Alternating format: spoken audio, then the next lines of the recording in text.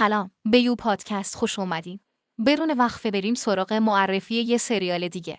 سریال سوپرنچرال داستان دو برادر به نامهای سم و دین وینچستر را دنبال می‌کند که به شکار موجودات ماورایی و حل مسائل عجیب و غریب می‌پردازد. این سریال ترکیبی از ترس، درام و کمدی است که به بررسی روابط انسانی، خانواده و چالش‌های زندگی می‌پردازد. با گذشت زمان، این دو برادر با موجودات افسانه‌ای، شیطان و موضوعات مذهبی مواجه می‌شوند و داستان‌های جذابی را رقم می‌زنند. سوپرنچرال با 15 فصل و داستان‌های جذابش طرفداران زیادی را جذب خود کرده و به یکی از سریال‌های محبوب در این ژانر تبدیل شده است. سریال سوپرنچرال یکی از محبوب‌ترین سریال‌های فانتزی و ترسناک است که از سال 2005 تا 2020 به نمایش درآمد و 15 فصل داشت. داستان حول دو برادر به نامهای سم و دین وینچستر میچرخد که از کودکی به شکار موجودات ماورایی و حل مشکلات فراتبیعی پرداختند. مادر آنها در کودکی به طور وحشتناک کشته شده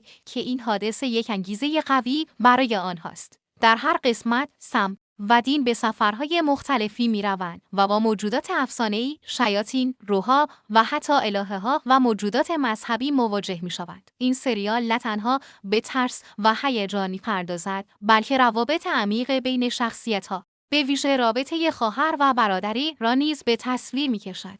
داستان‌های خلاقانه و متنوع هر فصل همراه با طنز و لحظات احساسی باعث می‌شود که مخاطب به شدت درگیر این ماجراجویی‌ها شود. علاوه بر این، شخصیت‌های متنوع و جذابی مانند کوستیل و آبادون به قنایی داستان اضافه می‌کند. همچنین اشاره به افسانه‌ها و داستان‌های اجتماعی مختلف این سریال را به یک اثر فرهنگی تبدیل کرده است. اگرچه در ابتدا ممکن است به نظر برسد تنها یک سریال ترسناک است، اما در دل خود بررسی عمیق‌تری از روابط انسانی و چالش‌های اخلاقی دارد. به طور کلی، سوپرنچرال تجربه‌ای منحصر به فرد است که به خوبی ترکیب قوی از ترس، ماجراجویی و احساسات انسانی را نشان می‌دهد. امیدوارم خوشتون اومده باشه. اگه معرفی‌های بیشتری می‌خواستید، حتما این چنل رو سابسکرایب کنید و تو کامنت‌ها بگید ویدیوهای بعدی در مورد چی باشه. لایک هم یادتون نره. با عشق زیاد. دو پادکست.